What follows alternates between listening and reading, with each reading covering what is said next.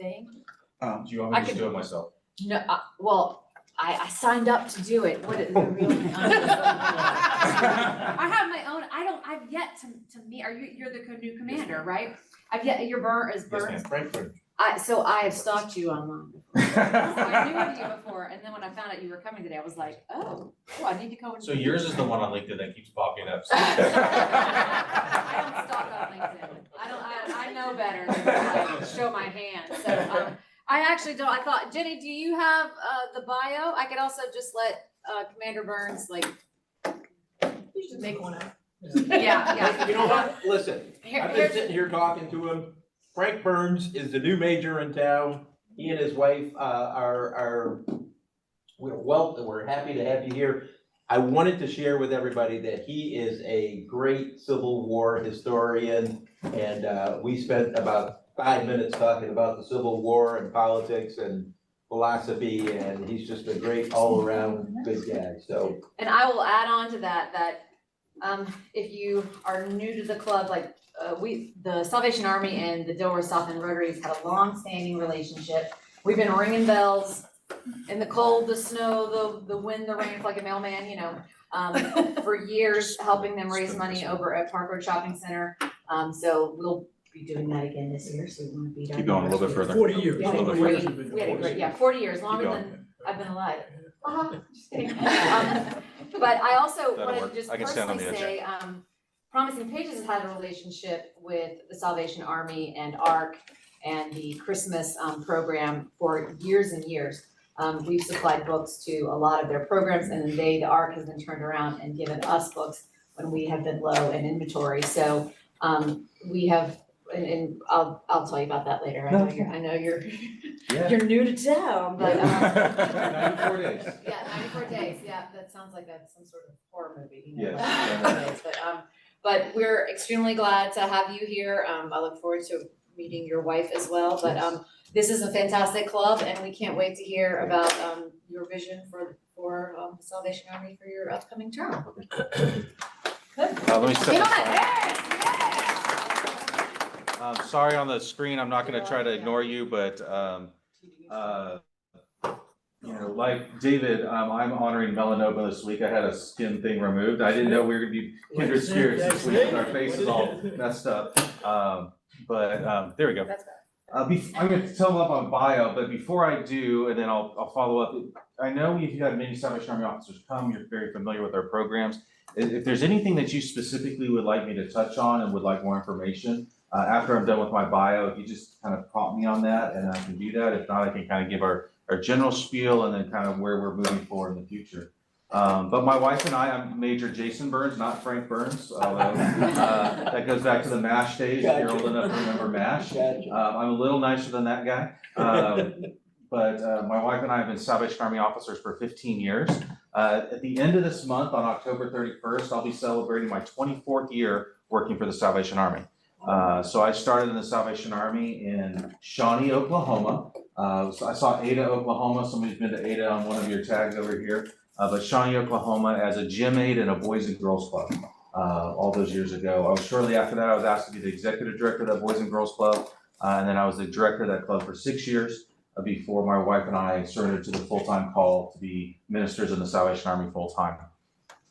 We met in Florida at a conference. I was a senior and I was my second of my 1.5 senior years in college. I did my best to cram 4 years of college into 5.5. And so we met in Florida at a conference, and it was kind of like a camp relationship. I don't know if any of you guys grew up going to teen camp, teenagers. You know how relationships work there, right? You meet on Monday, you fall in love on Tuesday, you make out Wednesday and Thursday, and you go home on Friday.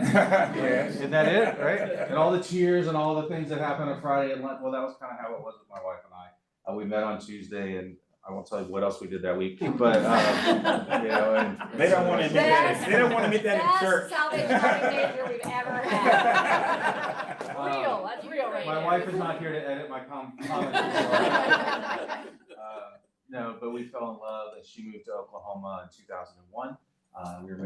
2000. We were married in 2001, and we're celebrating 22 years of marriage this year. Very blessed because I don't know if anybody, including my mother, that would put up with me for 22 straight years.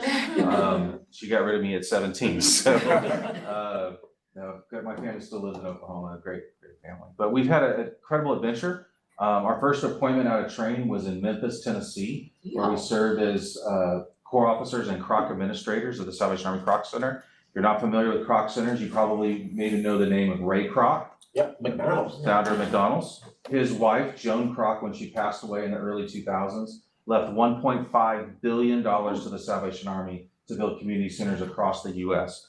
At the time of that gift, that was the largest single gift to a nonprofit or a church in the history of mankind in accounting for inflation.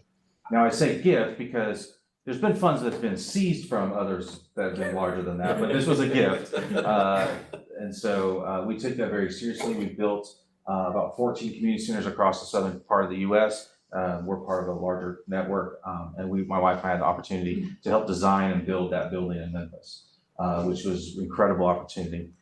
From there, that metropolis of Memphis, we went to the massive community of Danville, Kentucky. Nobody knows where Danville, Kentucky is. Yeah. Is it on the Bourbon Trail? It's near the Bourbon Center College. So if you think back to a few election cycles ago, Joe Biden and I think it was Paul Ryan did their vice presidential debate from Center College. So that's the city's claim to fame. It's also rated as the number 1, 2, or 3 top rated retirement communities in the United States. So it's just a great little city, but it's, huge population of about 12,000. And so just loved Danville. Great. It was in bluegrass country and horse country, is bourbon country. And so it's just a great place. From there, we felt the call of God, and we went to the country of Portugal for a year, and we served as regional officers of the country of Portugal, responsible for all the work of the Salvation Army in that country. We had 5 churches, we call those corps, and we had 6 social service centers that we were responsible for. Roughly 130 employees and about 5,000 people we serve on an annual basis. Did you have to learn Portuguese? We were working on that. My wife and kids did much better at that. I could usually point and say, I want that in Portuguese. I don't know what that was, but that's what I ordered every time. And so I had a lot of things I had no idea what they were, but I ate them anyway.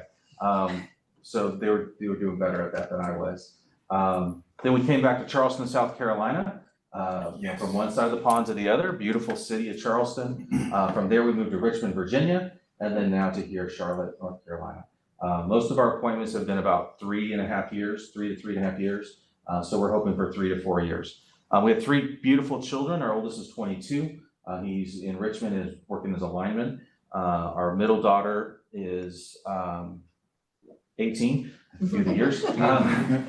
She's 18 and she's a sophomore at Liberty University in Lynchburg and is working and is a music and worship arts major. She wants to be a worship leader. And then our youngest is a freshman at Myers Park High.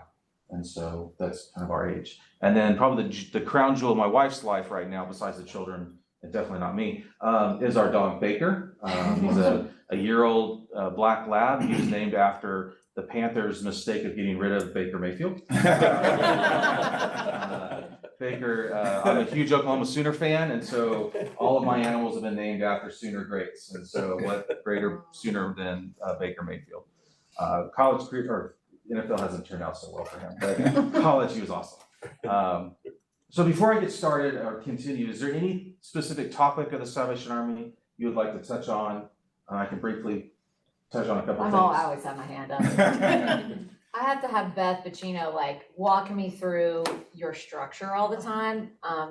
So I would I think it's fascinating how the majors and the commanders move around, and can you just talk a little bit about the structure of the organization and why it's set up that way? The benefits of you guys picking up, you're almost like military families in a way.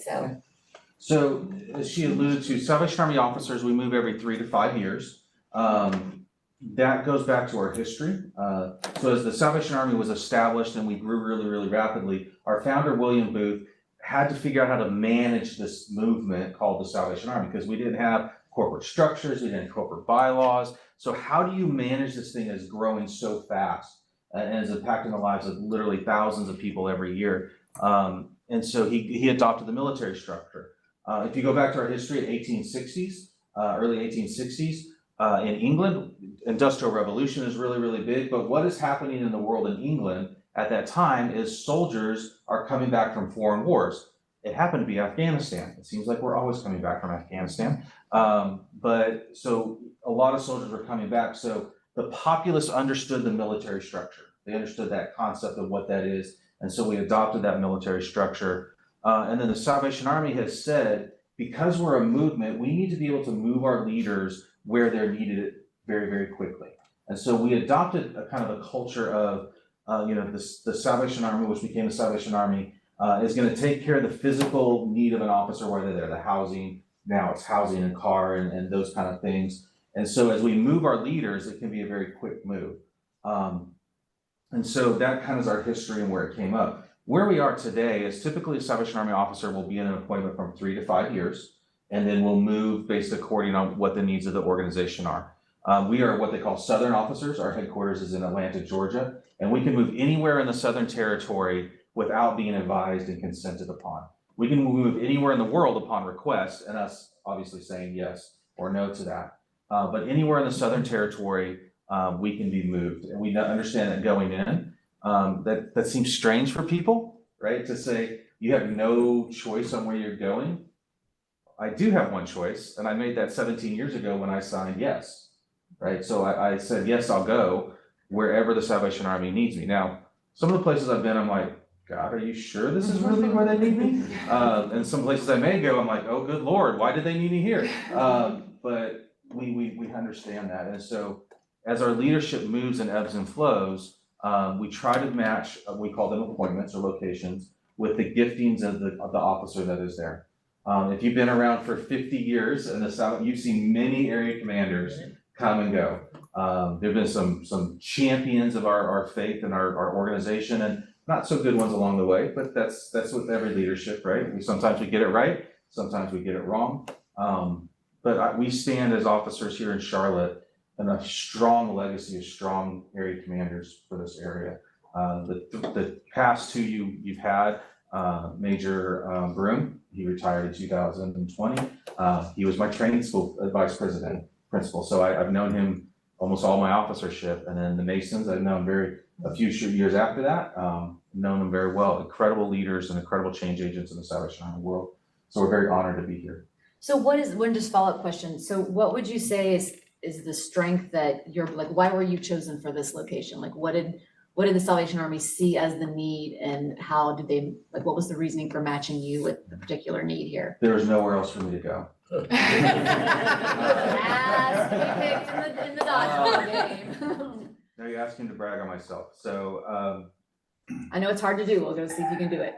So I think when I look at my wife and I's giftings, because it's a couple, right? So as a Salvation Army officers, it's not him and she tags along, right? We're not that organization. We're a couple and we're appointed together.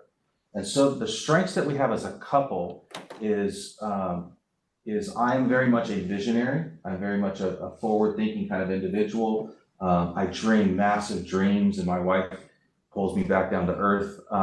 And so we have others in the room like that. And so I get an enormous amount of energy dreaming. I get so excited. We talked about the Kroc Center and the building project.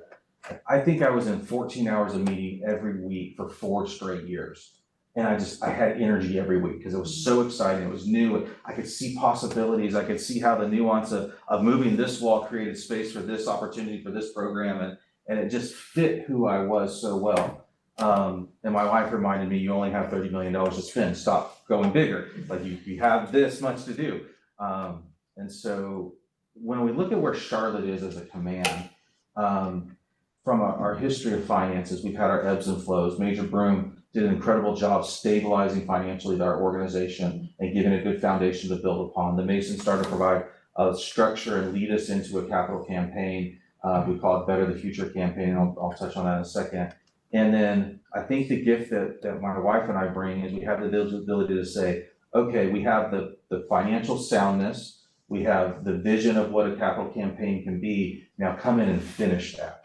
Right? And so what I think my wife and I do, and is we can take a space and say, let's imagine what can be possible in that space and let's build that, right? And so I think when we look at that, that's one of our giftings, my giftings. Take our Boys and Girls Club program, for instance. We struggled pre-COVID, we struggled in the middle of COVID, and we struggled coming out of COVID of finding our footing programmingly. What are we supposed to be? Unfortunately, I mean, you may have known Marty. I can't remember if it's Marty Sanders, I think was his last name. He was our director for like 25 years. He retired. We hired a Boys and Girls Club director, Amy. She was doing a pretty good job and ended up getting diagnosed with bone cancer and passed away in May. Oh my Lord, are you serious? Yes. You didn't know that? No, I didn't know. Sorry. So she passed away in May, and so we've been in the middle of a director search. And so I've come in and looked at the club and going, again, I'm a dreamer, right? I'm like, this can't be the best of what we can do, right? So let's dream a bigger dream of what this can be, and let's do that. And so part of that is reimagining what we want from an executive director. Part of that, reimagining what we want from our advisory board, and reimagining what we're going to ask the community to do in that. We currently serve 8 locations here, or 7 locations with an 8th on its way here in Mecklenburg and Union counties. We have 1.5 million people in Mecklenburg County, and we only have 4 or 6 Boys and Girls Clubs. Right? That just doesn't seem possible. How are we only serving that few amount of kids when we have the opportunity to serve thousands of kids, and we're scraping around about 2,000 with our 8 clubs? I'm like, guys, we have to do better. And after school programs are so hard to find. They are. Free They ones are. especially. So we talk about ourselves as after school programs. That's kind of what we do. Again, I mentioned I'm a Boys and Girls Club guy, so that's where my heart is. That's where my passion is. Boys and Girls Clubs are actually change agent organizations. Our capital campaign, the theme is Better the Future. Right? That's the theme of our capital campaign. That came from a quote from Catherine Booth, who said, Catherine Booth is the wife of William Booth, our founder. She said, to better the future, we must disturb the present. That's where that concept comes in. And so when we talk about being change agents in our community, we have to disturb something. You can't change without disturbance, right? Like it just doesn't happen. Otherwise, it's not really change. It's just maybe a different paint color, right? That's not change. That's just Lipstick on a pig. Yes, I was gonna say that, but yeah. And so to be change agents in our Boys and Girls Club, we have to say, okay, what do our club members need when they graduate, right? So what does Charlotte need from our club members when they graduate? Well, we need a strong STEM background, right? Manufacturing industry and technology and computers needs people who are coming out of high school, not the engineer side of that, but the technician side of that. We have a good understanding of what STEM and technology and engineering is about without going to a 4-year school and spending that time doing that. So, okay, so how then do we as a club, do we affect that on the local level? How do we get kids to imagine and dream about STEM? Who wants to dream about science in school, right? I didn't. You might have some engineers in here or scientists in here. So how do we do that? Well, we do that through STEM labs, we do that through engagement, we do that through programming. And so that's a bit of what we do. That was a really long answer to your question, sorry. No, but that, I mean, I hope that gave everybody a really good understanding of, you know, A, what, the depth of what Salvation Army does, and B, like where your passion lies, because, oh, you and I will be meeting soon. Whether you want to or not. So I'm curious about, the structure was actually my exact question too, Kelly, but the evolution of your mission. So when you were founded, you know, 1867. 65 you said, in England. How has that morphed? How has that evolved over time? And is it different across the world? So the Salvation Army's mission is to preach the gospel of Jesus Christ and meet human needs in his name without discrimination. That's the same mission in every 126 countries. That mission doesn't change. How we do that mission changes in every community. And so we have that flexibility. We tend to do the same things, but we're not a cookie cutter. Like we're not a bank. I don't know if we have bankers in here, I'm sorry, but we don't do the same 12 things, right? I guess you're in the bank. She's smiling at me, so I'm assuming that's the right thing. So you don't do the same exact program here and the same exact program here. We don't offer the same services here. We tailor what we do in every community. So here in Charlotte, we look different than what they do in Gastonia. and we look different than what they are in Rock Hill. One is size, right? We're significantly bigger, but the other is scope. So in Gastonia, they have a shelter, but it's a men's shelter. We run a family shelter. We run a women's veterans family shelter, which is one of the only in the country. We have a single women's shelter. We have a human trafficking shelter. We're about to reopen we call Booth Commons, which is a 100-unit family shelter to work with ladies who are transitioning from our main shelter who can't find a house because housing is expensive and they have some issues to go through, challenges to go through. And it might take them a year to get all that done. Where do they go? Well, they can't stay in our main shelter because it's not situated for that. Our main shelter is really a 30-day conceptual shelter. And to live in that for a year continues to place family in crisis, right? While it's a great place to get off the street, it's not some place to live for a year, especially if you have children. And so where do we do that with compassion? Well, we have Booth Commons that we are able to do that. And we have 100 units there. We can sleep up to 400 people a night in that facility. I don't imagine we'll ever get to full capacity because not every family is going to have 4 kids. Some will have 3, or some might have 6. So we just, we'll have to adjust that. But our structure is a little bit different in that. And so what's needed in Charlotte from a leadership standpoint is different than what's needed in Concord or what might be needed in Asheville. We kind of generally do some of the same things, but not every place is exactly the same. What was the first thing you did?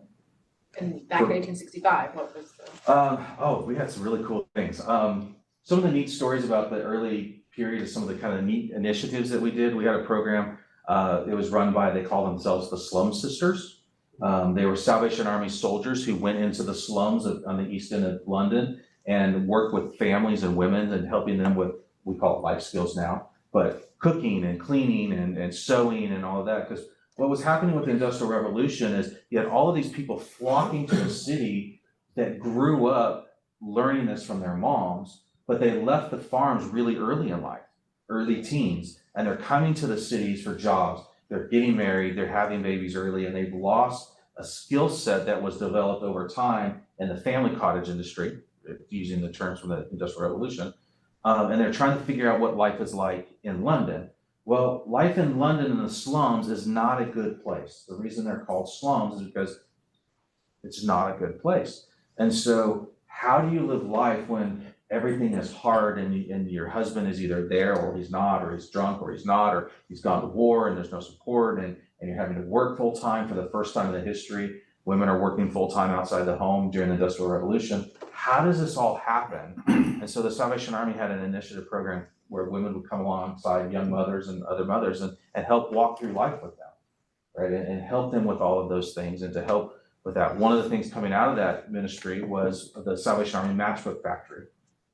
We actually had a factory that created matchbooks because as we went into these communities, we were finding out that moms were making matches in their homes because there was a cottage industry. There wasn't an industrial matchbook factory at the time. So all matches were being made at the homes. Well, if you know anything about matches, what was one of the primary ingredients of early matches and still is today? Phosphorus, right? Right? What happens if you cook phosphorus in the same pot that you're cooking your stew in that night? Right? So you get this thing called phossy jaw, right? It's a disease that attacks the jaw and actually attacks the marrow and the bones and will make your because of the phosphates, will make your jaw glow. And so it's a massive cancer. So kids and families were getting this because they're literally consuming toxins, right? England, like government didn't know how to deal with that, right? Because they hadn't experienced that in large scales. And so the Salvation Army said, we can't do this. So let's get this thing out of the home and into a factory. Let's get a skill set available to do that. And so that's kind of some of those early things. You mentioned the ARC.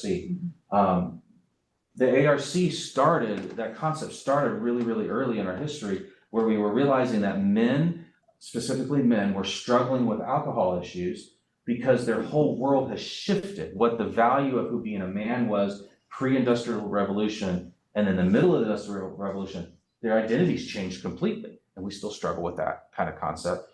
And so alcoholism was on the rise. And so how do we deal, if we're gonna help the family, we need to help the man, right? And so we started basically ARCs, adult rehabilitation centers. We call them different things. They were, farm colonies and different things, but we bring men in and walk through life with them for a period of time as they're trying to deal with their addictions and their struggles.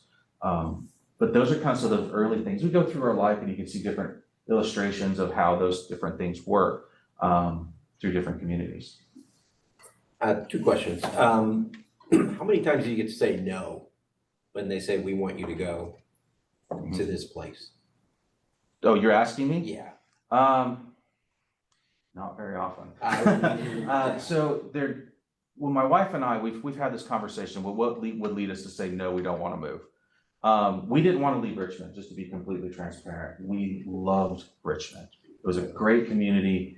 We loved our staff. We loved the church that we were a part of. They were the Salvation Army, and our kids were doing awesome. Like, it was a great place. We didn't want to leave. In fact, we were told we weren't leaving, and we were told we weren't leaving, and we were told we weren't leaving, and then we weren't told we weren't leaving anymore. And that happened a couple weeks before we actually got the phone call. And so we didn't really want to go. For us to be told no, for us to say, no, we don't want to do this, it has to be a personal reason as to why. So one of them would be, we've requested to move closer to family and they're moving us farther away, right? So we do have some input on moves. My parents are in their late 60s. I think I have 1 or 2 more moves before I need to move close to be help with my sister. My dad is a lot like me and he's incredibly stubborn. And so my sister has said, when dad gets to be 75, you need to be more than 16 hours away or less than 16 hours away. Like, I'm not dealing with him on my own. And my mom is a saint. And so, so those are the things where we would say we need to move closer, and we have to give a definition of what that might be. 6 hours from Tulsa, or, at least an 8-hour drive from here, or whatever those things are. And the second question, Major, was when you're looking at issues like your Boys and Girls Club and how you're addressing a problem that's systemic in a community. Mm-hmm. Do you ever look at collaborating with existing organizations as well to serve the communities? Yeah. We do that as much as possible. The concept of collaboration is incredibly important. So what I consider our programming is, to use a baking illustration, we are a cupcake, right? We can provide the foundation, we can provide the wrapper, we can provide the meat of whatever that is, the flavoring, all that. Collaboration to me is the frosting and the sprinkles on top, right? And so if our programs provide that foundation in the life of our program and our community, and then we bring in banks to do literacy classes, we bring in healthcare to teach classes, we bring in churches to do spiritual formation if we're not able to get out there to do that. We bring in Rotary for sponsorships and engagement. Of course, obviously funding is always first and foremost in our mind in some of these. Then what that does is that adds the layers to what we're doing that augment what we're doing. The other thing I'm very cognitively aware of is, should we even be doing this program? One of the things we struggle in Richmond is the school system went and started doing their own after school program during COVID and after COVID. And so our kids, we went from having almost 200 kids a day in our single Boys and Girls Club in Richmond to 20, right? Well, I don't know what the percentage of loss that is. We were struggling to get to 50 kids a day average. And we had a 180,000 square foot facility with a junior Olympic sized swimming pool and a gymnasium and STEM lab. And we had everything you could want for a kid to come to. We just couldn't recruit them because they were from school to their program. So do we even need to be doing this program anymore? And so we're working with the schools, and so what the schools started doing is, in those primary, elementary, and middle school and high school that would feed our program, they ramped back on their publicity of their programming to allow us to step into that gap, just to still continue to serve those kids, because they realized we offered significantly more than what the school could ever offer. Mm-hmm. And we were doing a better job at youth development than they were in the after school program. And so, it's that kind of partnership. That's amazing that they did that. Yeah, it is. Yeah. Well, they also had budget shortfalls that helped them adjust the money. There's a reason they were I grew up not too far from here in West Charlotte, and Salvation Army was 2 blocks from my house, right? It's on a huge plot of land, the building and what have you, and the facility. And what I wanted to ask is, how can we at that community has changed greatly. Greatly. It's only like 3 minutes from downtown, so it's nowhere. They're talking off of Marsh Road? West Trade Street, Okay. Rawlins Ferry Road, it takes you out, but there's a Salvation Army Boys Club that's still there, the building. It somewhat still looks like it did when I was there in the 80s. Probably does. So what I wanted to ask is how do we get with your team to work on a capital campaign to upgrade? I mean, they have $500,000 to $1 million houses around it now, literally. Yep. But it's still the same as it was then. Yeah. I can I wanted to be able to talk about that, and then one other one to partner with and work on the capital campaign to bring that to you guys get better utilage out of that facility. So part of our capital campaign is putting $9 million into infrastructure and expansion of our Boys and Girls Clubs. That doesn't go a long way when you're looking at all the sites that we have. Right. And so we are looking at expansion over capital improvements on our facilities, but we are keenly aware that our facilities are from 1980 and they haven't grown any, but our needs have grown. Like how we run a club back from the 1980s is not how we need to be running a club today. Right? The world has changed. Even as a club director back going into 2000 to 2006, the world has changed drastically on how we run Boys and Girls Clubs. There's a lot more emphasis in STEM. There's a lot more emphasis in art programming and technical things and like the workforce readiness programs. That wasn't the case when I was running a club, 15, 16 years ago. So to answer your question of how you get involved, there's one of two ways. One, we have an organization we call an advisory council for our Boys and Girls Club. It's like a board of directors without the director part that helps to navigate that. So if you're passionate about that club component, talk to me and we can get you connected with that if that's something that you want and are interested in. The other side of that is the monetary side. Many of you are working for corporations that have foundations, or you myself might have access to dollars. You can talk with us about those type of things. And we can do that multiple different ways. So it can be either for a specific facility, or it can just go to the totality of the clubs and we break it up how we need to do that. But I will say one of the things that when I've done my tours, is facility upgrades is definitely first and foremost. Like we need to do a better job with our facilities. They're clean, they're taken care of, they're just not big enough. Have you guys thought about, because you must have a ton of land and real estate holdings, like I know the YMCA actually started selling off some of their facilities, which right now the market, you would make a ton of money and you could place it, move them into a place where kids could actually access them, because a lot of times the regentrification is going on right now, like kids can't walk to certain clubs anymore because that neighborhood has changed. But like, have you thought about selling anything off to then reinvest in a new area? Yeah, that's been part of the conversation. Gentrification of the communities are throwing kind of traditional programs that have been there for 40, 50 years for a loop. But one of the interesting things when you dig into the data is the Boys and Girls Clubs of America mission is to serve kids who need us the most. That has nothing to do with economic issues. Because if we look at the suicide rate, what's the number one demographic of teen suicide rate in America? LGBTQ. And then middle income families. Right, it's not the low end side of it. If you look at runaway rates and all those things, it's not the poor that is there, it's that next group up. And so for us to abandon the needs of those kids in those communities is not necessarily what we want to do either, right? So but it means programming is different, right? Recruitment is different. It's how do we do that in a community that's changing around us? You've been here 50 years.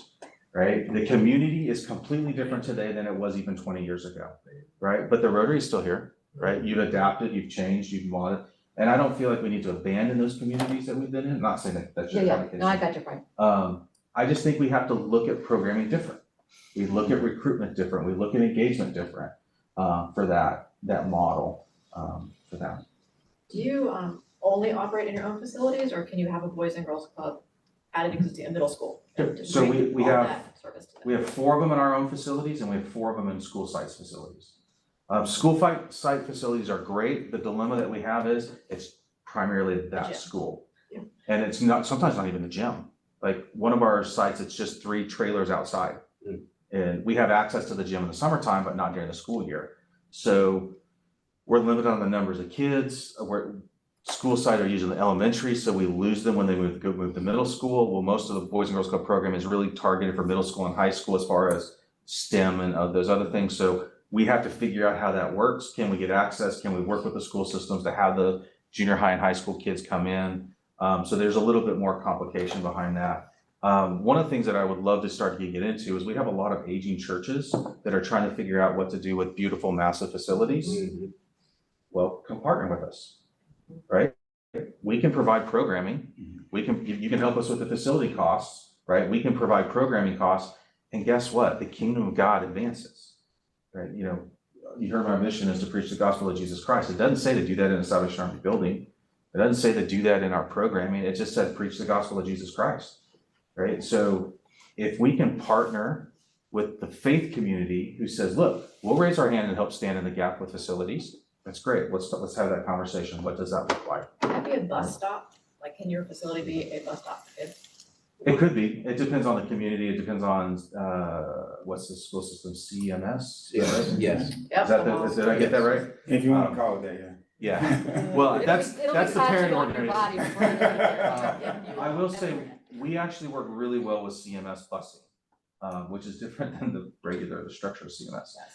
But we work really well with the busing to work ahead of time to get those things. There's been changes with CMS that's thrown us for a loop that we've had to navigate. Welcome. Let me back up. The busing schedule. Actually, the school system has been really supportive of us. Like we have 2 sites in CMS in there at Starmount and Veritas Academies. You know where Starmount is? I went there. So we have a site in Starmount, which I think is now it's not a magnet. Is it a magnet school? Is that what they call it? I don't think so. No, Starmount? no, it's not. Okay, it's not a magnet. Okay. Veritas is. So, and then Union County, they're just general public schools. So we can work with that. But the dollars have to make sense as well, right? Can we physically do this and do it well? Because I don't want to expand and then we have to shut down in 3 months because I don't have the funding, right? And so that's really, really important. Any questions online? I know I have one gentleman here, but it's just everybody else dropped on me. Yeah. Go ahead, sir. No. Much of Charlotte sees you as a red kettle. Yep. I mean, that's when they Christmas. think about the Salvation Army, and we will be ringing the bell for you several days. Yep, I think it's every Saturday in December or almost every Starting Saturday. November starting November 25th. Is there any way for us to help educate these folks that see you as the red kettle? Mhm. And we have these to hand Yes, you can out. have, I've got a more stack of them if you want them. Right. I've got them here. That's always the problem with an organization is how do you define what you do? Right, especially a nonprofit that spends the vast majority of our income on programming and not on advertisement. I don't know if you've ever had to advertise, but it's not cheap. Yep. Like it's super expensive to advertise. That's where some of those community partners come in to help us with those advertising. That's where like partnerships with newspapers, although who reads the newspaper much anymore? Television, radio, but most people don't get their news from television and radio anymore. It's all app driven, it's YouTube, it's all these different sources. So to have a comprehensive media strategy is expensive. So we do rely a lot on word of mouth. If you have social media, like our page, I'm not a super big social media guru. I used to be, but I got old. And so there's ways that you can to see what's going on and you just reshare what we're going on with your networks and helps. But yeah, this QR code will take you to our website and kind of has everything about what we do. If you think of us in a couple different areas of programming, we shelter folks and homeless folks. We work to restore the lives of people with addictions, and we work to change the future of kids and families. If you think of us in those 3 terms, that's what we do. There's a number of different nuances in all of those different things, but just break it down to 3 things. We shelter families who are in crisis. We work with men with addictions, and we work to better the future of kids' lives and give them a new trajectory. That's what we do in a nutshell. Do you put this in a PDF? I'm sure they do. I'm sure we do. Yeah. Take a picture of it. Yeah. I'm just asking for Jenny. I think we have a question online too, if you don't mind. Yes, sir. Yes, ma'am. Hey, how are you? I'm curious as to how effective the bell ringing campaign is today. You know, most people don't walk with cash anymore, and some of us just gonna saunter by. So I'm curious as to how effective that campaign is. So the Red Kettle campaign still does raise a significant amount of dollars. If you look at the overall, it looks down, but a lot of that is because of our struggles to hire employees to ring the bell.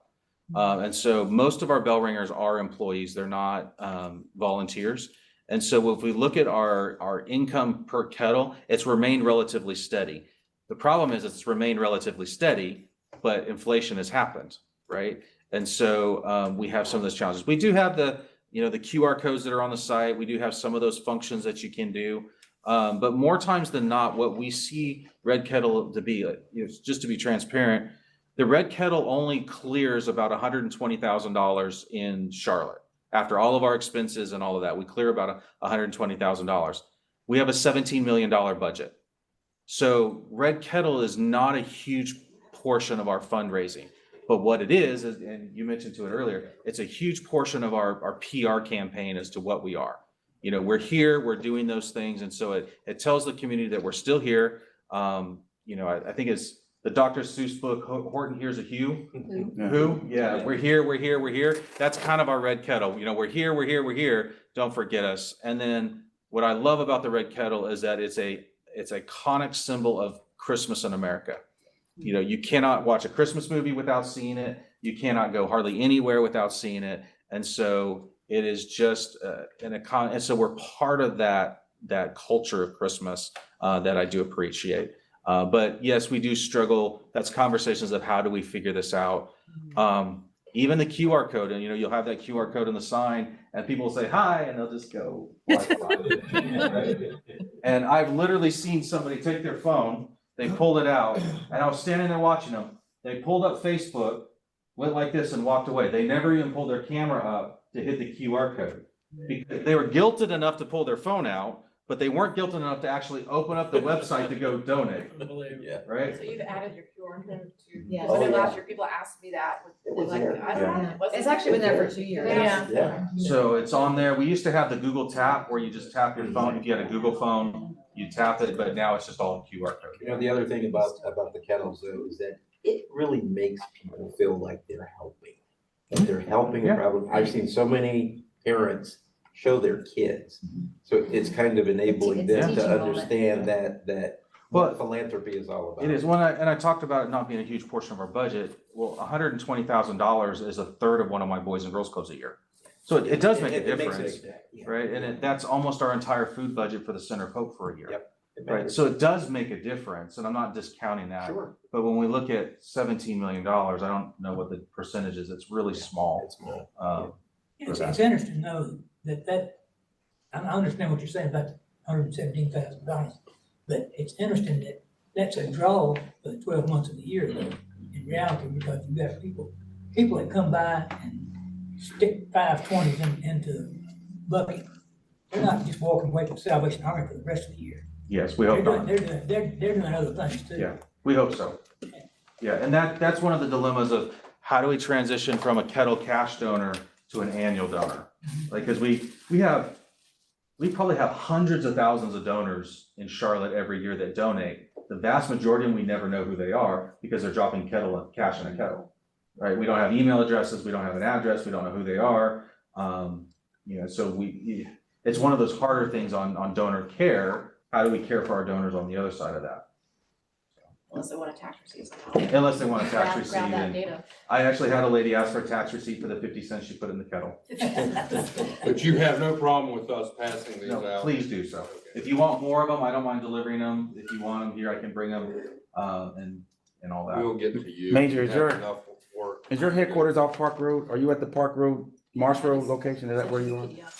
No, we're on Andrews. And we're over near the CMS headquarters. Oh, okay. Not far, they're like right Email across us to 77 your from our warehouse. warehouse. Okay, okay. Andrew's I'll like, send it. I haven't been here long enough to know where I'm at.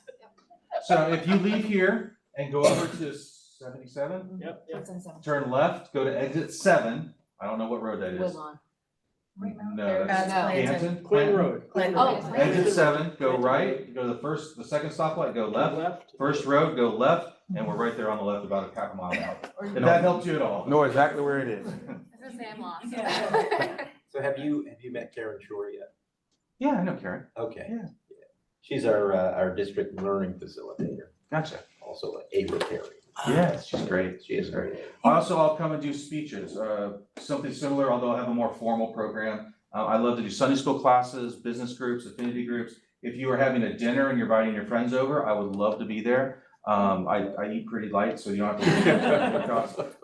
I can do stand-up comedy at times. Oh, tell them about your family connections. Well, yeah, so we were talking about, my family's Scottish. So, if you think of the Scottish clan Burns, some of our notable characters are Robert Burns, the poet. I still don't like his poetry, but he is a notable poet.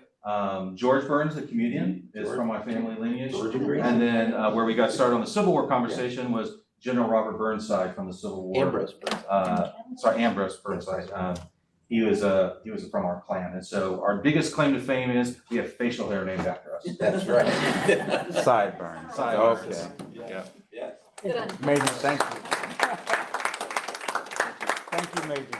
Please pick the winning ticket. Don't sit down yet. One more job. This is our 50-50 raffle. Oh. His 50-50 raffle.